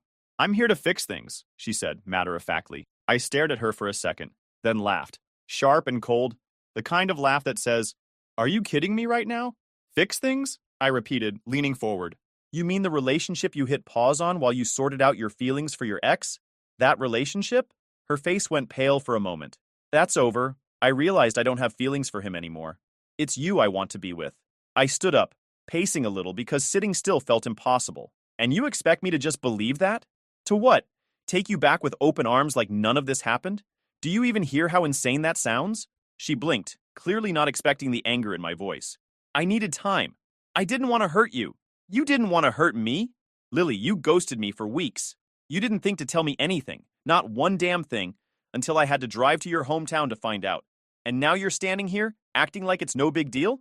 It's not like that," she shot back. I was confused. I didn't know what I was feeling, and I didn't want to make things worse. Make things worse? I cut her off again, throwing my hands up. You made things worse by disappearing on me. You left me hanging, wondering what the hell happened while you were off rekindling whatever with your ex. Do you even realize what that did to me? She opened her mouth to respond, but I didn't give her the chance. No, you don't, I said firmly, because if you did, you wouldn't be here right now, expecting me to just forget everything and pick up where we left off. She looked more hurt now, but I wasn't backing down. Not this time. I made a mistake, she said quietly, trying to play the victim. I know I messed up, but I'm here now, and I want to make this right. I'll do whatever it takes. Whatever it takes, I repeated, laughing bitterly. You say that like it's supposed to mean something. But the truth is, Lily, I don't trust you anymore. How am I supposed to believe you won't pull this again the next time you get confused or need to sort out your emotions? She looked down at her hands, fiddling with her engagement ring. My ring. I felt a flash of anger seeing it still on her finger, like she had any right to wear it after everything. Take it off, I said abruptly. She looked up, startled. What? The ring, I said, pointing to her hand. Take it off. You don't get to keep it. Not after this. Her eyes widened, and for a moment, she looked like she might argue. But then, slowly, she slid the ring off her finger and placed it on the table between us. She stood there for a moment, looking at me like she was expecting me to change my mind, to say something that would make everything okay. But I didn't. I just stared back, my face set, my decision final. Is this really it? She asked. You're just done? Yes, I said, my voice steady. I'm done. I'm not an option, Lily. You don't get to hit pause on me while you figure out your feelings and then come back when it's convenient for you. That's not love. That's selfishness. Her lips trembled like she wanted to say something, but she didn't. Instead, she turned and walked toward the door. That night, I sat on the couch staring at the ring on the table. It felt surreal, like the last few weeks had been some twisted dream I couldn't wake up from. But as I sat there, one thing became crystal clear. I made the right decision. I wasn't going to let myself be someone's second choice, their backup plan when things didn't work out with someone else. I deserved better than that, and I was finally ready to stand up for myself. Lily was gone, and honestly, I was okay with that. And that is how things unfolded until now. If anything pops up worth posting, I'll keep you guys updated. Update 1. Hey y'all, thank you for your comments. It means a lot. I came to give you an update since things shifted in an unexpected way. So here goes. Alright, so after Lily's surprise visit, I was in this weird limbo. I wasn't ready to forgive her, but I also didn't have the energy to confront her again. It was like I was stuck in emotional quicksand. I didn't know what to do, so I did what any guy would do. I avoided the situation altogether and kept to myself. Then, out of nowhere, I get a text from Mia, one of Lily's friends. Now, Mia and I were always friendly, but we'd never really talked one-on-one. Her text said something like, "Hey, just checking in. I heard about the break and wanted to see how you're holding up." At first, I wasn't sure how to respond. Was this some kind of setup? But after staring at the message for an embarrassing amount of time, I decided to just reply with, "Hey, thanks for reaching out. I'm doing okay, I guess." Mia was surprisingly easy to talk to. She said she'd been in a similar situation before and knew how much it sucked. We ended up texting back and forth for a while, and honestly, it was nice to have someone to vent to. She wasn't pushy or judgmental, just a good listener. A couple of days later, Mia texted me again. This time, she suggested we meet up for coffee. I wasn't really in the mood to go out, but she was persistent. "Come on, it'll be good for you to get out of the house," she said. And before I knew it, I found myself agreeing. When we met up, it felt normal. Not romantic, not flirty, just two people talking. She asked about work, hobbies, even my old college stories. For the first time in weeks, I felt like someone actually cared about me. Not about the drama or the wedding or any of that, just me. But then she hit me with, you deserve someone who appreciates you, someone who doesn't take you for granted. I didn't know how to respond to that, so I just said, yeah, I guess. The thing is, I wasn't interested in Mia like that. She was nice and all, but I was still dealing with the mess Lily left behind. I wasn't ready to jump into anything, and I didn't want to give her the wrong idea. But Mia didn't let up. She started texting me more often, sending memes, asking if I wanted to hang out again. She wasn't overbearing, but it was clear she was trying to make something happen. I kept my responses polite but distant, hoping she'd get the hint. Then one evening, Mia asked if I wanted to grab dinner. I tried to politely decline, but she wouldn't take no for an answer. "It's just dinner," she said. "Don't overthink it." So I went, and let me tell you, it was awkward. She dressed up like it was a date, while I showed up in a hoodie and jeans. The conversation was fine, but there was this underlying tension I couldn't ignore. It was like she was testing the waters, seeing how far she could push things. When I got home, I told myself that was it. No more hanging out with Mia, at least not one-on-one. I didn't want to lead her on, and I definitely didn't want to make things more complicated than they already were. But then somehow Lily found out. I don't know if Mia told her, if one of their mutual friends couldn't keep their mouth shut, or if Lily just has some sixth sense for sticking her nose where it doesn't belong. Either way, the next day, there she was, banging on my door like the place was on fire. Then Lily showed up at my door. No text, no warning, just pounding on the door like it was an emergency. I opened it, and there she was, all fired up and ready to go. "What the hell are you doing?" she demanded, storming past me into the living room. I shut the door, already over it. "Nice to see you too, Lily. What do you want?" She spun around, glaring. "You've been hanging out with Mia? My friend?" I crossed my arms, keeping my tone calm but firm. "I'm sorry, but what exactly makes you think you get to ask me about anything I'm doing? What makes me think, are you kidding me? She's my friend. This is humiliating." I let out a short laugh, shaking my head. "Humiliating? Lily, we're done. You don't get to show up here and play the victim. You made your choice when you walked away. So whatever I do now isn't your business." Her face twisted like she couldn't believe what she was hearing. "So that's it? You're just moving on?" I shrugged. "What did you think was going to happen? That I just sit here waiting for you to decide if I'm good enough? I came back because I realized I still love you," she shouted. "Too late," I said bluntly. "Honestly, Lily, maybe you should go back to your ex. Seems like you're good at circling back to old options." Her face turned red in an instant, her jaw tightening like she was trying to hold herself together. "Are you serious right now?" she hissed. "Yeah, I'm serious," I shot back. "You clearly didn't think twice about running to him before. Why stop now? Might as well make it easier for everyone." She practically exploded. "You don't get to stand there and act like you're better than me. If you think I'm just going to let this slide, you're wrong." I told her, "Let what slide? That I'm over it? That I'm over you? Not my problem anymore, Lily." She glared at me. "You'll regret this," she said, her tone sharp enough to cut glass. "Don't think I won't make you regret this." I just opened the door wide and gestured to it. "Go ahead, Lily. Make whatever threats you want, but you're not my problem anymore." She stared at me for a moment, then stormed out. I locked the door behind her, shook my head, and finally let out a breath. Whatever her next move was, I don't care. I'm done. And that isn't going to change. Final update. All right, guys, I came with a final update just to let you know how everything is unfolding. So, after Lily stormed out, the silence felt different this time. Not heavy, not tense, just peaceful. For the first time, I didn't feel like I had to justify myself to her or anyone else. It was over, and I was fine with that. A couple of days later, Mia texted me, asking if I wanted to grab lunch. I hesitated. Mia had been a good listener when everything with Lily fell apart, but I was starting to feel like she might see this as more than it was. I didn't want to send mixed signals or make things messy. Still, I figured one lunch wouldn't hurt, especially if I used it as an opportunity to set things straight. When we met up, the vibe was casual. We talked about random stuff, but there was this underlying energy that made me uncomfortable. She'd laugh a little too hard at my jokes, lean in a little too close, and give me that look, like she was waiting for me to make a move. About halfway through, I decided it was time to rip the Band-Aid off. "Mia, look, I really appreciate you being there for me lately. It's been a lot and I'm grateful, but I want to be clear. I'm not looking for anything beyond friendship." Her face fell for a second, but she quickly recovered. "Oh, yeah, of course," she said, waving it off like it was no big deal. I didn't mean to make it weird. I smiled, relieved she took it well. "Thanks. I just didn't want there to be any confusion." After lunch, we parted ways, and I thought that was that. But as I walked back to my car, something caught my eye. It was Lily. She was standing half a block away, leaning against a streetlight, pretending to scroll on her phone. I'd know her posture anywhere. She wasn't just randomly there, she was watching.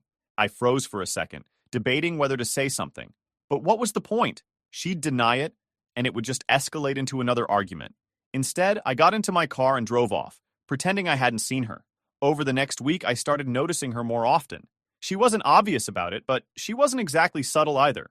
Her car would be parked down the street from my place when I came home from work, or I'd catch glimpses of her at the grocery store, ducking into another aisle when she thought I noticed. It was bizarre. She wasn't reaching out or making a scene, just lingering, like she was waiting for me to do something. One evening, I went out to grab takeout. As I was pulling into the restaurant parking lot, I saw her car again, parked just far enough away to not seem suspicious, if I didn't already know better. I didn't confront her. I just went inside, got my food, and left. But when I got home and saw her car parked down the street, I'd had enough. I didn't go to her, though. Instead, I walked straight into my house, locked the door, and pulled out my phone. I texted her, "Lily, I've noticed you around. Stop following me. This isn't healthy, and it's not going to change anything." No reply. I didn't expect one, honestly, but the next day, her car was gone.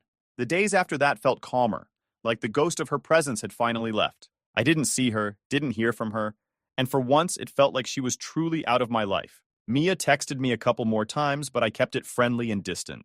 I wasn't about to let another situation spiral. Right now, I needed to focus on myself, on putting all the chaos behind me. Lily might still be out there, watching or waiting, but I wasn't going to let her control even a second more of my life.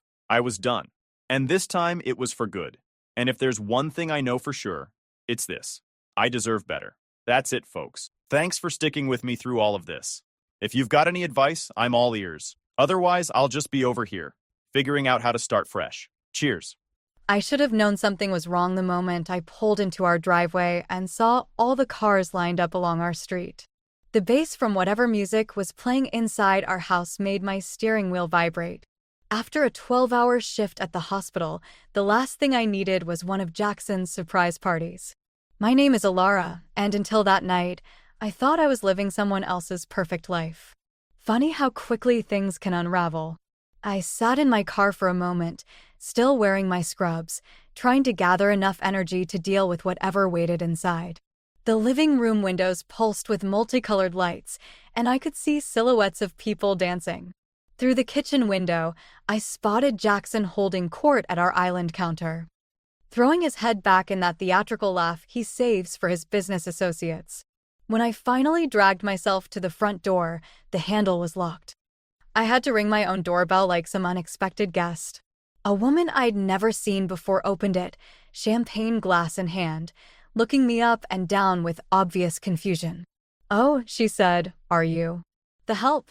Before I could answer, Jackson appeared behind her, his perfect smile faltering for just a fraction of a second. "Honey, you're home early." He swooped in for a kiss, but I turned my head. His lips grazed my cheek, leaving behind the smell of expensive bourbon. "It's 11:30, Jackson." My shift ended right on time. He wrapped an arm around my shoulders, steering me inside. "Everyone, this is my beautiful wife. She saves lives, you know." He announced it like I was some party trick he'd been saving for the perfect moment. A few guests raised their glasses, but most barely glanced our way. I spotted her then, a tall woman in a red dress, watching us from across the room. Something about the way she looked at Jackson made my stomach twist. She lifted her glass in our direction, a small smile playing at the corners of her mouth. "Who is that?" I asked Jackson. "Oh, that's just Lila. New client." He squeezed my shoulder a little too hard.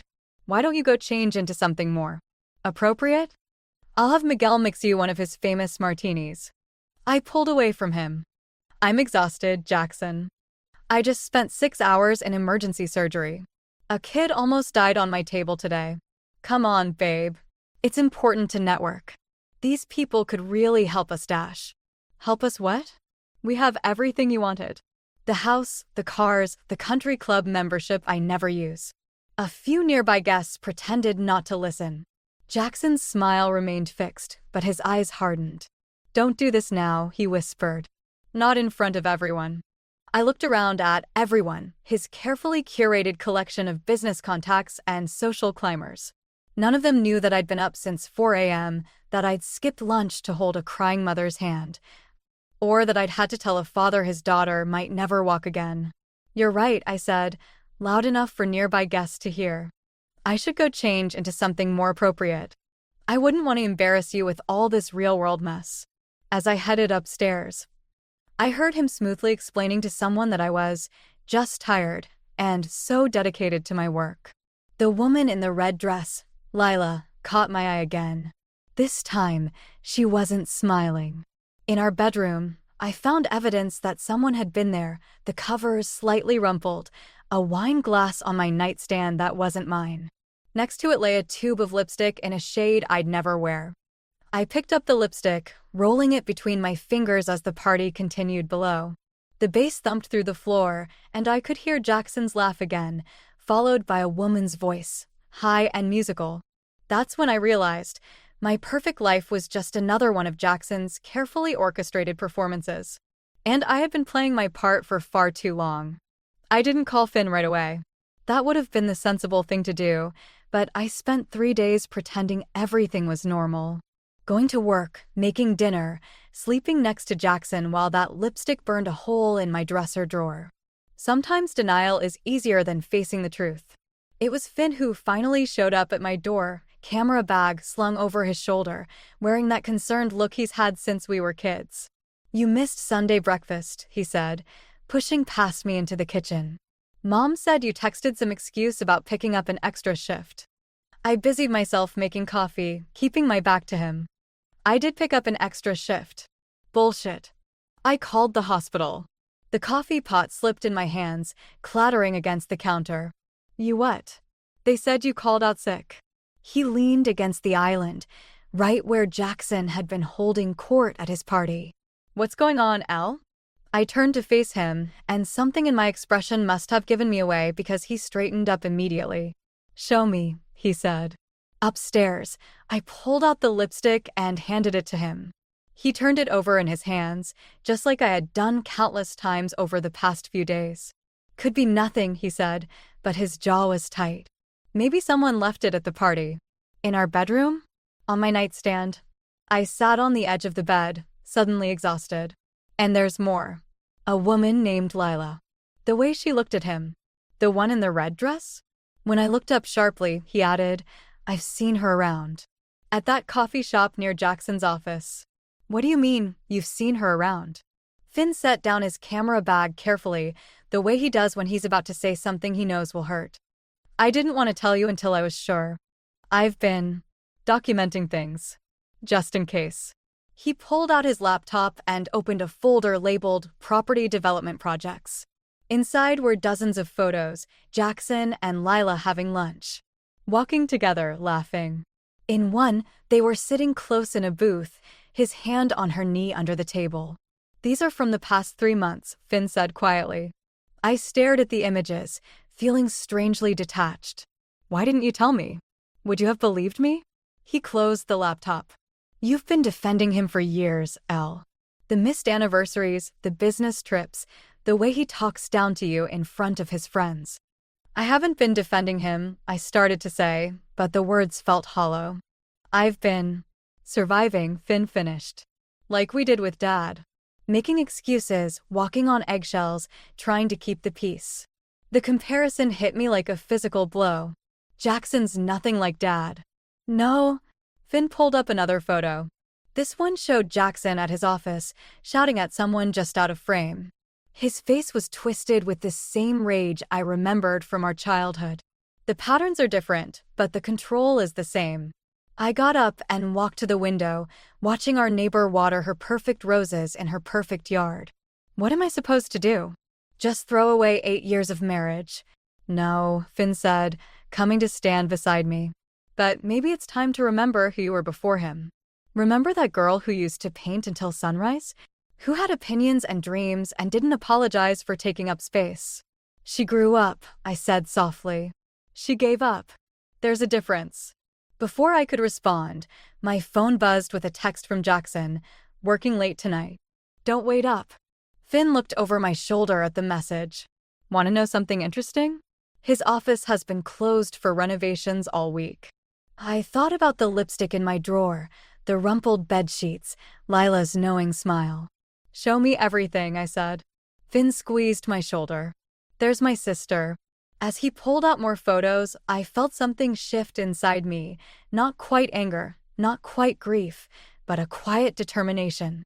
Jackson had spent years carefully constructing his perfect life. Maybe it was time someone showed him what it looked like when things fell apart. Following Lila turned out to be easier than I expected.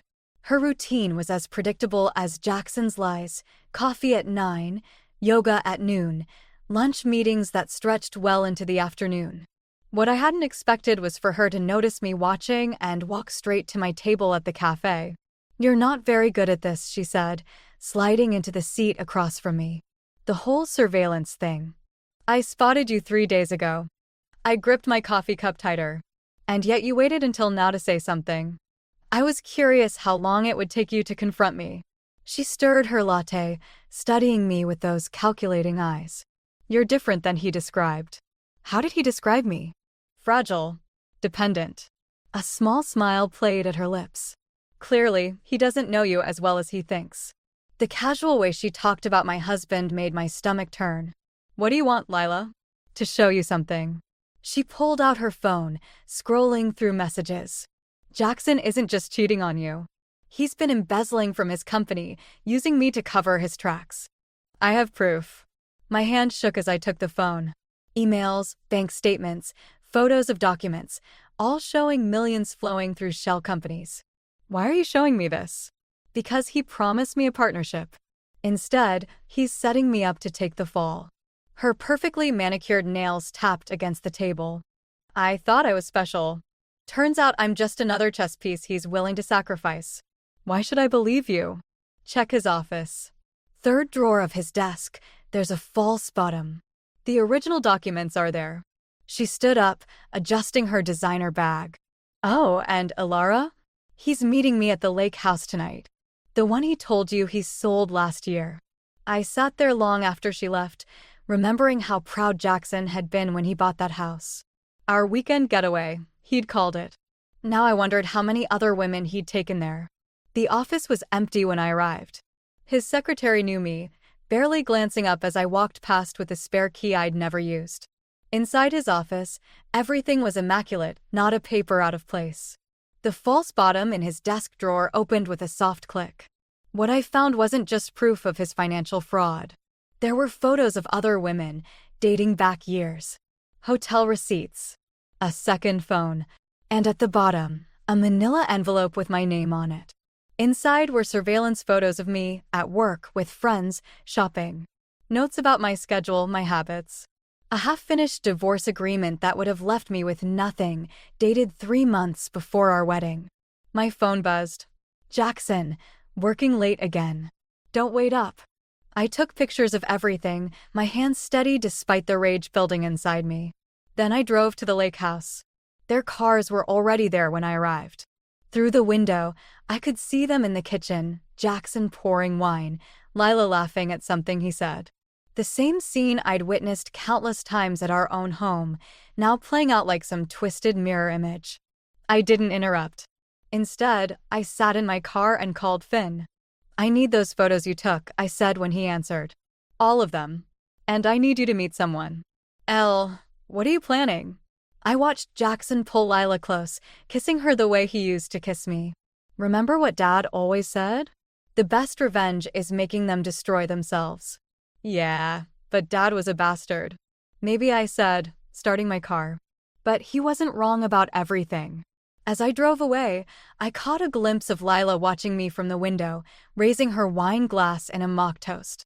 She thought she was playing me, but she'd just handed me everything I needed. Jackson had spent years building his house of cards. Now it was time to watch it fall. The last person I expected to find on my doorstep at midnight was Margot Feuds. My mother-in-law stood there in her designer coat, clutching her handbag like a shield. We need to talk, she said, pushing past me into the house. And you need to stop whatever you're planning. I closed the door, watching her scan the living room with those sharp eyes that had always made me feel inadequate. I don't know what you mean. Please. She pulled out her phone, showing me surveillance footage of my visit to Jackson's office. Did you think the company wouldn't notice? My heart raced, but I kept my voice steady. Does Jackson know? Not yet. She sat down, her perfect posture a stark contrast to my exhausted slump against the wall. But he will, unless we can fix this. Fix what, exactly? The fraud? The affairs? Or just the evidence I found? Something flickered across her face, not surprise, but recognition. Sit down, Alara. There are things you need to understand about my son. I stayed standing. 8 years of marriage wasn't enough to understand him? You saw what he wanted you to see. She pulled out an old photograph from her bag. A young boy with Jackson's eyes stood next to a man whose face had been burned away with cigarette marks. His father was creative with his punishments. The photograph trembled in my hands. Why are you showing me this? Because you're not the first woman he's tried to destroy. She took back the photo, her manicured fingers tracing its edges. There were others before you. Before Lila. Each time, he convinced himself they would betray him first, so he had to strike preemptively. And you helped him cover it up. I protected him. Her voice cracked, just slightly. The way I failed to protect him from his father. I thought about the divorce papers I'd found, dated before our wedding. You knew what he was planning to do to me. I knew he would try. She met my gaze steadily. Just like I know you're not actually working with Lila. The accusation hung in the air between us. I said nothing. She's playing both sides, dear. Always has been. Margot stood up, smoothing her coat.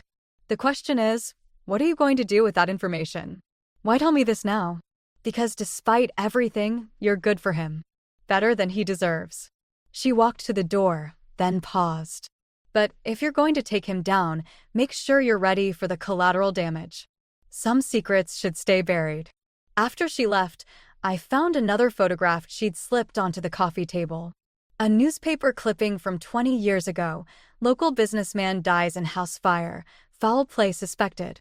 My phone buzzed with a text from Lila. Meeting tomorrow? I have more documents to share. I stared at the message, thinking about Margot's warning. About buried secrets and collateral damage. About a young boy with burned photographs and a mother who would do anything to protect him. Another text came through, this time from Jackson. Miss you. Coming home early tomorrow. Let's have dinner. I thought about how easily the lies came to him, how smoothly he moved between his different worlds. Just like his mother, playing both protector and enabler. My fingers hovered over the phone. Lila was waiting for my response, thinking she had me figured out. Jackson was probably at the lake house right now, not realizing his carefully constructed facade was crumbling. And somewhere, Margot was either trying to save her son or setting me up for an even bigger fall. I texted Finn, need your help. Bring your camera. Then I responded to Lila, tomorrow works. Same place. Finally, I wrote back to Jackson, can't wait. I'll cook your favorite.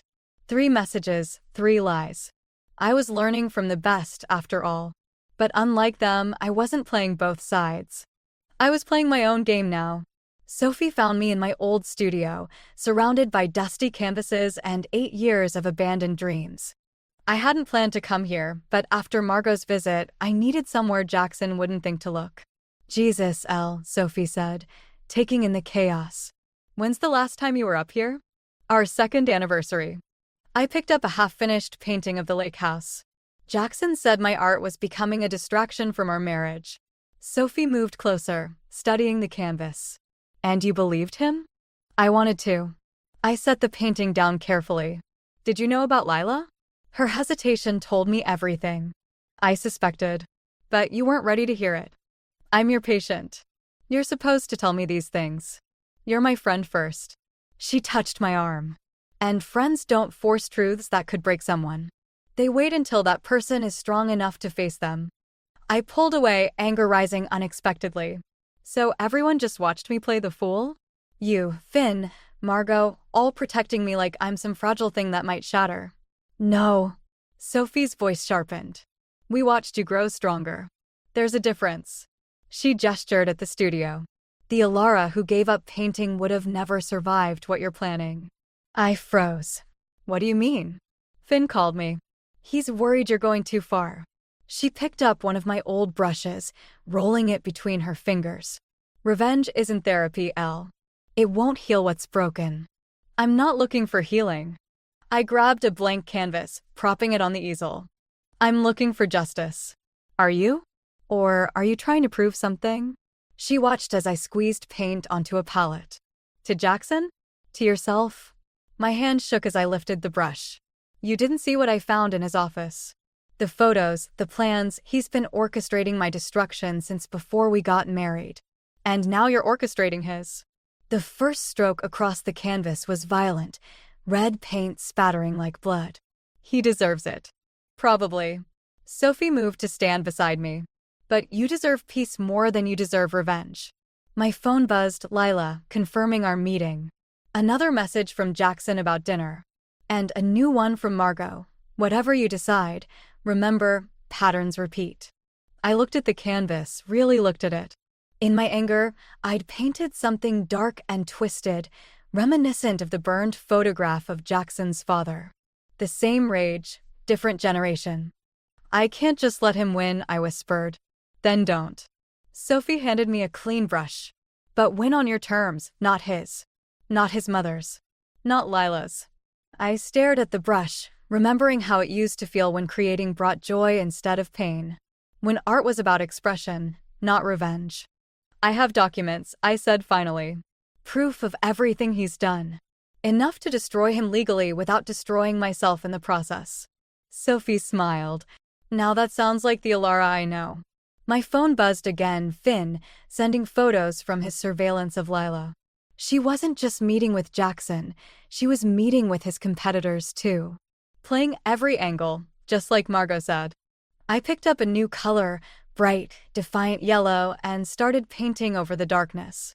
I need your help with something. Name it. I'm going to have dinner with my husband tonight. The yellow mixed with the red, creating something unexpected and beautiful.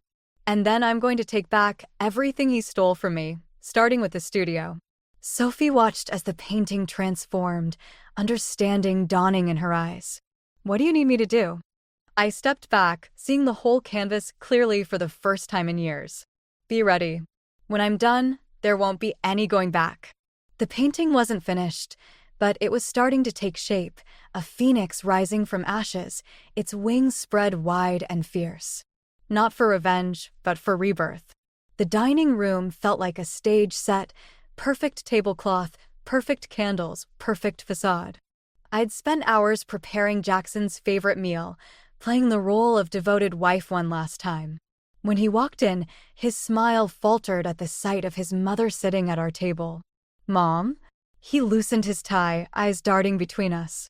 What's this about? Sit down, darling. Margot's voice was honey-sweet. Alara made your favorite. I watched him calculate the risks, weighing his options. Finally, he sat, reaching for the wine. Should I be worried? About dinner? I smiled, serving his plate. Or about the board meeting tomorrow? The wine sloshed over the rim of his glass. What? The one where you'll have to explain the missing funds. I sat down, unfolding my napkin. Or maybe about Lila's presentation to your competitors? You've been talking to Lila? His knuckles whitened around the glass. Everyone's been talking to Lila. Margot cut into her meat with surgical precision. That's what happens when you underestimate people, darling. They surprise you. Jackson's facade cracked. You knew? All this time. I knew everything. Margot set down her knife. Just like I knew about the others. Just like I knew about your father's accident. The room went still. I looked between them, seeing the weight of unspoken secrets. You don't know anything, Jackson whispered. I know you started the fire. Margot's words fell like stones. I helped you cover it up. My carefully planned confrontation was unraveling. This wasn't about affairs or fraud anymore. This was something darker, something generational. He deserved it, Jackson said, his voice changing, becoming younger somehow. You saw what he did to us. And now you're doing it to others. I pushed away from the table. The control, the manipulation, the careful destruction of anyone who gets too close. He turned to me, and for a moment I saw the scared boy in Margot's photograph. I never hurt you. You just planned to. I pulled out the divorce papers from his office. These were dated before our wedding, Jackson. You were plotting my downfall before you even said I do. To protect myself. He stood suddenly, sending his wine glass crashing. Everyone leaves. Everyone betrays. I just beat them to it. Like you beat your father to it? The words slipped out before I could stop them. His hand shot out, not toward me, but toward the evidence I'd gathered, the photos, the documents, everything that could destroy him. But Margot was faster, snatching them away. Enough, she said. It ends now. You're choosing her? Jackson's voice broke. Over your own son? I'm choosing to stop the pattern. Margot stood, straight-backed and regal even as tears slid down her cheeks. I protected you once, and it destroyed you. I won't make that mistake again. Jackson laughed, a hollow sound that raised the hair on my arms. You think you have proof? That anyone will believe you? He pulled out his phone. One call and everything you care about disappears. Your job, your brother's photography business, your precious little art studio. Make the call, I said quietly. Show us who you really are. His finger hovered over the phone. In the silence, I could hear the echo of his father's rage, see the legacy of pain passed down like a poisoned inheritance. I loved you, I whispered. The real you, not this creature your father created. Love is weakness. He pressed the button. I learned that early. My phone buzzed. A message from Finn. It's done. Everything's backed up. You're safe. But I didn't feel safe. I felt hollow, watching the man I married transform into someone I never really knew. Someone who could burn down his own life just to prove he was in control of the flames. You're right about one thing, I said, standing to leave. Everyone does leave you, Jackson. But not because they betray you. Because you give them no choice. As I walked out, I heard Margot say softly, like father, like son. The sound of breaking glass followed me into the night, and I wondered if some patterns were too deep to break, some wounds too old to heal. The board meeting erupted into chaos the moment Lila finished her presentation.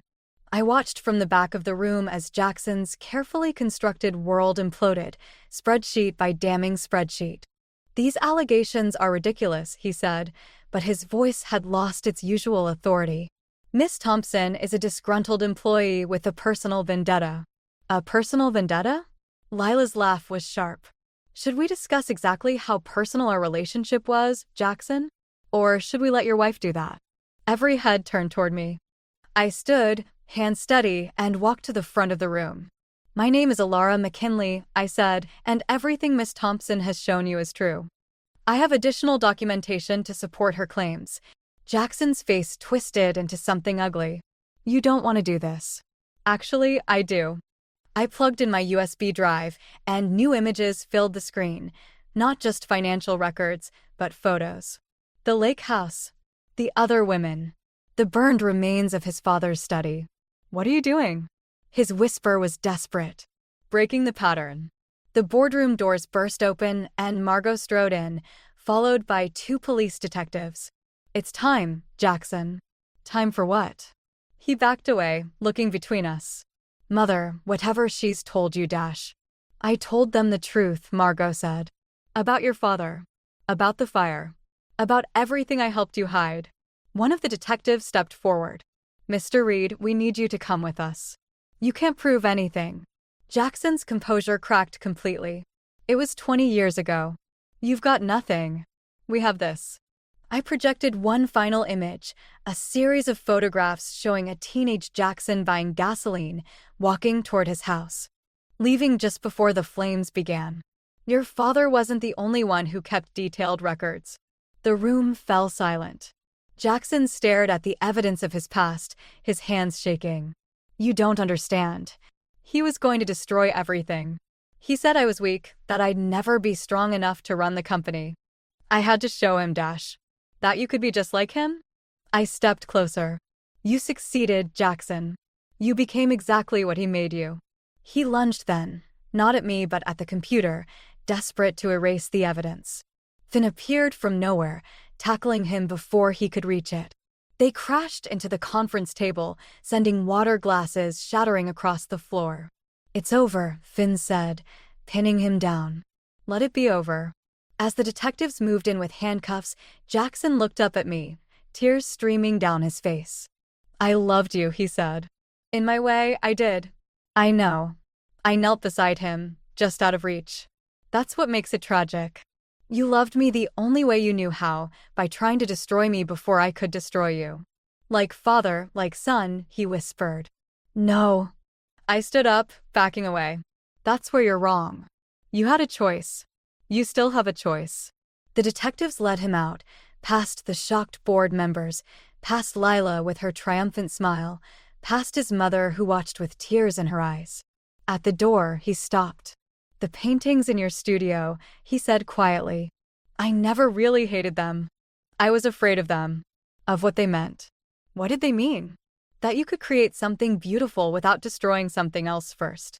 He looked back at the wreckage of the boardroom. I never learned how to do that. As they took him away, Margot touched my arm. You could have destroyed him completely. Why didn't you?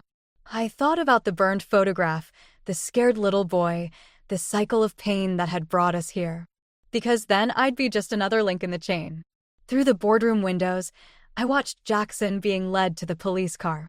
The morning sun caught his face, and for a moment, I saw him clearly, not as the monster he'd become or the victim he'd been, but as something in between, something human. My phone buzzed with a text from Sophie. You okay? I looked at the chaos around me, the scattered papers, the broken glass, the shattered remains of Jackson's facade. No, I typed back, but I will be. 6 months after Jackson's arrest, I stood in my transformed studio, surrounded by paintings for my first exhibition. The space that had gathered dust for years now burst with color, landscapes, abstracts, and one piece I hadn't planned to show. You're really going to display that one? Finn asked, helping me arrange the lighting. He nodded toward the portrait of Jackson as a child, standing in front of his father's burning house. It's part of the story, I said. Just not the whole story anymore. The gallery buzzed with opening night energy. Sophie had helped spread the word through her therapy groups, and several of her clients who'd escaped similar situations came to support the show. Their presence felt right, survivors understanding survivors. Lila showed up briefly, wearing Victory like an expensive perfume. The company's mine now, she said, sipping champagne. Funny how things work out. I watched her work the room, wondering if she'd learned anything from Jackson's fall, or if she was just better at playing the game. Some patterns repeat in different ways. Near midnight, when most guests had left, Margot appeared.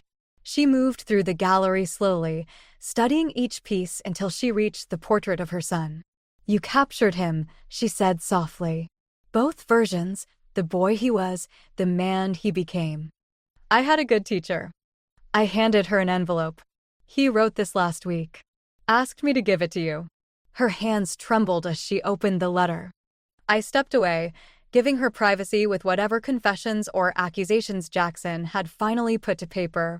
Finn found me by the window, where my final piece hung, a phoenix rising from ashes, but with a twist. The flames weren't destroying it, they were transforming it, turning pain into power. You okay? He asked. Getting there. I watched Margot wipe tears from her eyes, tucking the letter into her purse. Some things break clean, others leave jagged edges. Speaking of jagged edges, he nodded toward the door, where Sophie was leading in one last visitor. Jackson's prison uniform looked stark against the gallery's white walls. Part of his plea deal had included therapy, and Sophie had convinced the authorities to allow this supervised visit. He stopped in front of his portrait, studying it with the same intensity his mother had. You made me look innocent, he said. You were, once. And now, he turned to face me, thinner and somehow younger than I remembered. Now you're just human. I moved to stand beside him. Like the rest of us. I read about your work with domestic violence survivors. Using art as therapy. His voice caught. You're doing what I never could, turning destruction into creation. It's not too late to learn. He smiled sadly. Some fires can't be unlit. No, I agreed. But we can choose what rises from the ashes. After he left, escorted by guards, Margot touched my arm. Thank you, she said, for not making him a monster in your art. For seeing both sides of the story. There are always both sides. I looked around at my gallery, at the pieces showing darkness and light, destruction and rebirth. That's what I learned from all this. We're not just victims or villains. We're all just people, trying to break free from whatever cages we've built. The night ended quietly. Finn packed up his camera, Sophie hugged me goodbye, and Margot left with her son's letter close to her heart. I stayed behind, alone in the gallery that represented not just my rebirth, but my understanding of how complicated healing can be. My phone buzzed with a text from an unknown number. The paintings helped. Jay. I didn't respond, but I didn't delete it either. Some stories don't end with perfect closure or complete redemption. Sometimes they end with small steps toward change, with the recognition that even the deepest wounds can teach us something about healing. I turned off the gallery lights, leaving just the security spots illuminating the Phoenix.